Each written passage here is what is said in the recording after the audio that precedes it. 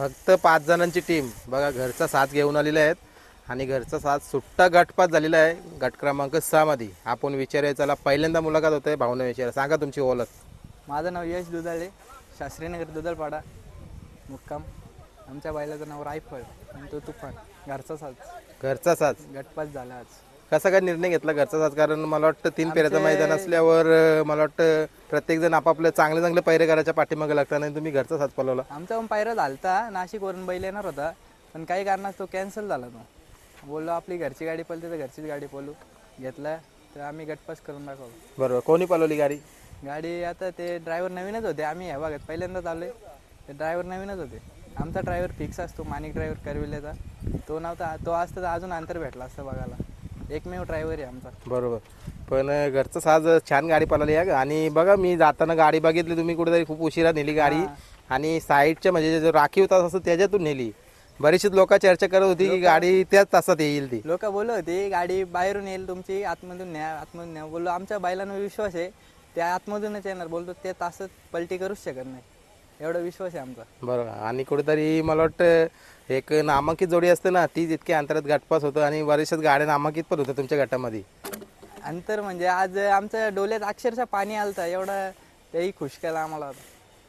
आणि बिंजोरला पण हीच गाडी पळते. बिंदोडला पण हीच गाडी पळते लगातार. इथे आता 30 एक गुलाल झाले. 30 एक गुलाल झाले आणि 5 जणांची टीम येण्यामागचं कारण?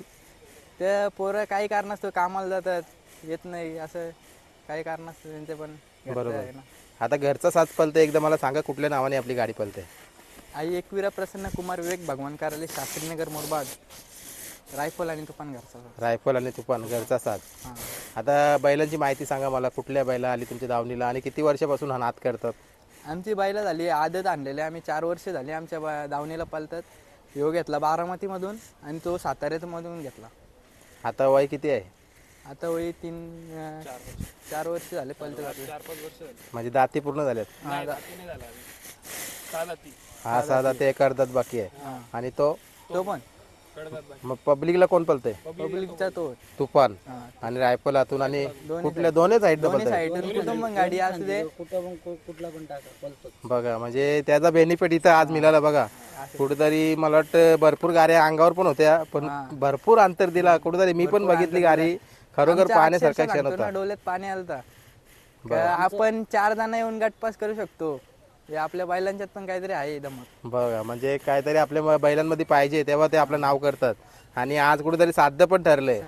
पहिल्यांदा गटाला पळवली घ्यायची, आधी पण पळवलेली? याच्या आधी पण पळलेले पण पहिऱ्यांमुळे आम्हाला अपयश येत होतं. आज बोललो घरचीच गाडी पळू ना, गटपास करू ना. म्हणजे याच्या आधी वेगवेगळ्या पैऱ्यामध्ये पळवली. पहिऱ्यामध्ये पळवली. बघा म्हणजे कुठेतरी घरची गाडी पळवली, कुठेतरी चांगली गोष्ट घडली. बैलाला अजून परत कुठला बैल आम्हाला पहिऱ्याला अशी अडचण येते का कॉल करतात पण मैदानात आम्ही 2-3 बार गेलेलो ना, मैदानात पायऱ्या कॅन्सल केलेल्या, आम्ही तसंच रिटर्न घरी आलेलो आहे.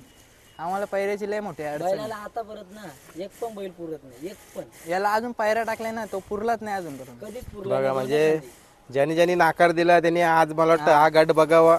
आणि ड्रायव्हर पण आम्हाला नाही बोलत होते गाडीवर बसायला. ते दादाला बोललो बसून जा तू गाडीवर, बाकी काहीच नाही करू, बैला आपलं काम करतील.